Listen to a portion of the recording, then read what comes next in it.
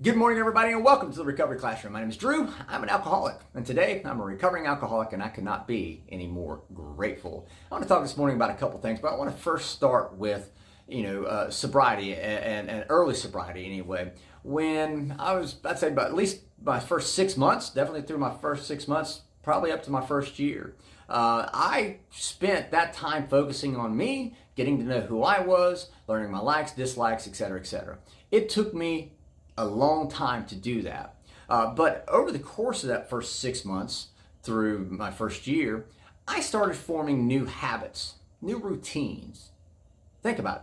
Whenever we were out in the madness, when we were out drinking and drugging, we had some pretty destructive and bad habits and bad routines, right? And so early in sobriety, it's important that you come in and you start creating new habits, new routines. Great example, they don't have to be big routines, by the way, big habits, but a great example when and I still do this sometimes, when I first started in recovery, I would come home and I would light a particular scent of incense every night as I'm laying down in bed, getting ready to go to sleep. As I'm reading my book. Very small changes, but changes nonetheless. Another good habit that I got myself into was making sure I made meetings.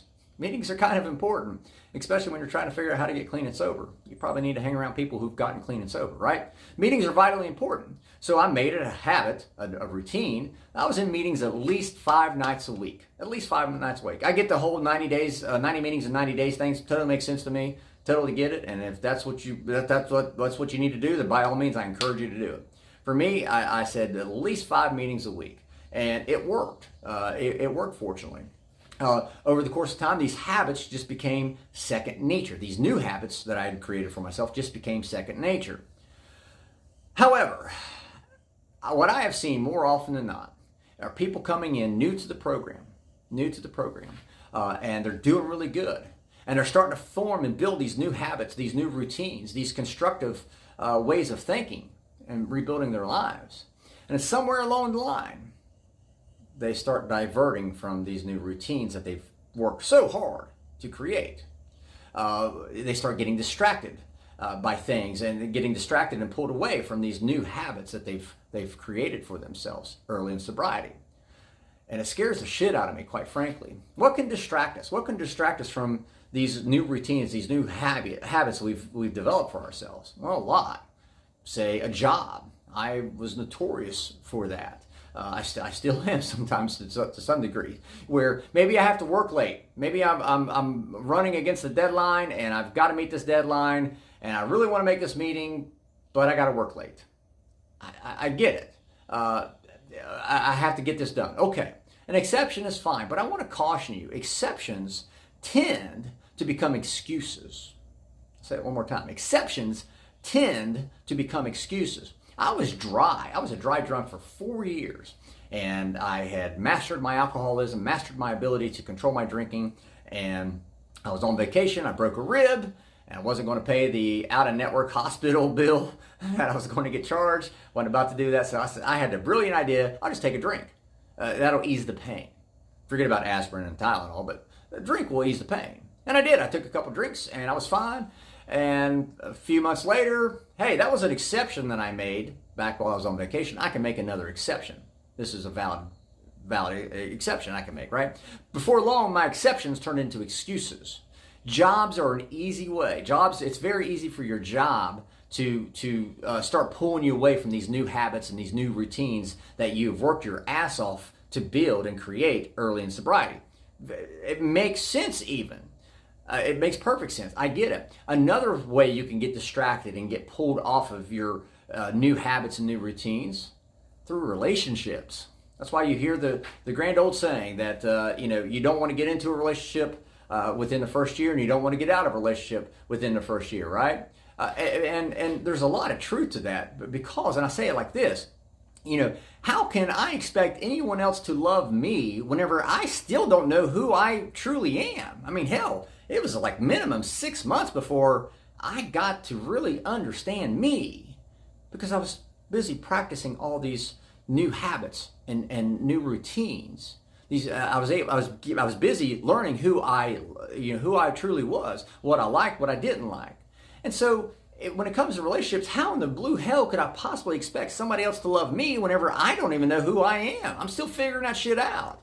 Let's flip it around though. How in the hell is it fair for me to give myself to somebody else whenever I don't even know what I'm giving away? How does that work? It's terrifying to me because, and then let's add a third layer to that. Not only are you risking your own sobriety, and your own recovery, if you're in a relationship with somebody else who's also in recovery, you could be jeopardizing theirs as well. So that's why I always try to caution people. Be aware, especially when you're getting in relationships. It's not a good idea. And technically, the age-old rule is you don't want to make any major life changes within the first year. Getting in a relationship, getting out of one, starting a new job, leaving an old job.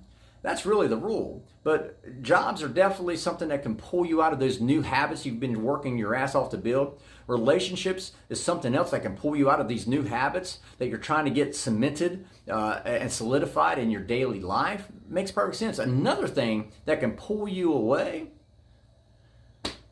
just being a normal adult. I mean, after all, we all have responsibilities. Bills to pay, errands to run. We might have kids. We might have this to take care of and that to take care of. It makes sense, guys. It makes sense. But I want to caution you. The exceptions are going to pop up. But if you're not careful, or you're not paying attention, those exceptions are going to start turning into excuses. And eventually going to start pulling you out of those old habits, or those new habits, I should say, that you worked your ass off to build and to create for yourself. That you put these new habits and these new routines in place so you could learn who you are, so you could figure out what you like, what you don't like, and so you could learn to love yourself once again.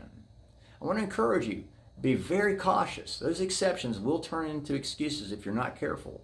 And if you keep going, making those exceptions and making those excuses, it could just pull you back into the life that you're trying so desperately to get away from. So with that being said, I'll let you guys go. Thank you guys for letting me come in and share 5 to 10 minutes of your day with you. You guys absolutely keep me sober, and I cannot be any more appreciative. If there's a topic you'd like to hear discussed on these morning monologues, feel free to send it to me in an email, Drew, D-R-E-W, at recoveryclassroom.org. I'll take a look at it, see how we can parse it out. If you have any questions, you can pitch your questions into our Recovery Classroom private group. It's a Facebook group page. It's private.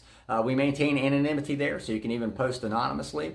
Pitch your questions in there. There's a whole slew of people, especially on the back end, that we'll be more than willing to take a look at and see how we can help answer your questions. So again, I want to thank you guys for letting me come in. This absolutely, truly does keep me sober. So thank you guys. We'll be talking again soon. Remember, guys, you can't get drunk if you don't take that first drink.